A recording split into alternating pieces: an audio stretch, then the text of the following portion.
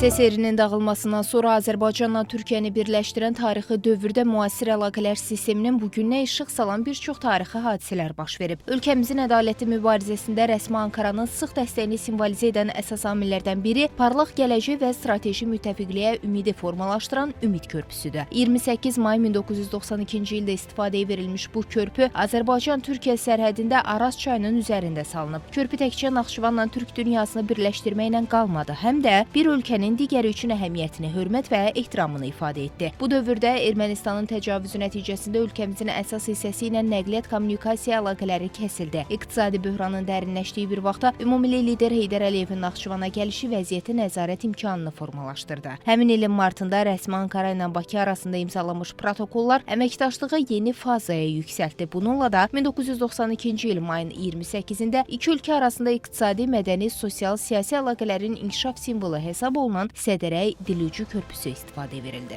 Faytkolla bu körpü Naxçıvan vasitəsilə Türkiyə çıxmağın ən əlverişli, ən qısa və rentabellik baxımından ən üstün bir layihəsidir, yoludur.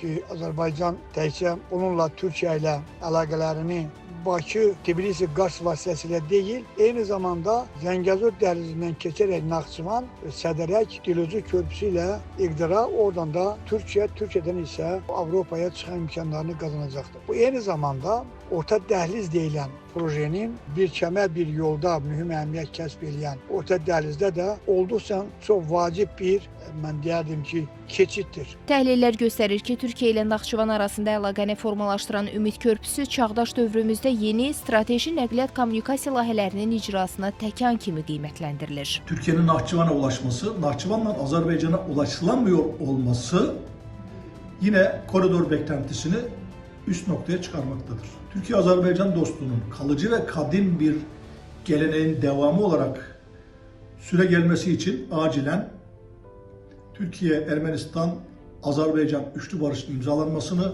ve Hazar'ın altından açılacak büyük bir İstanbul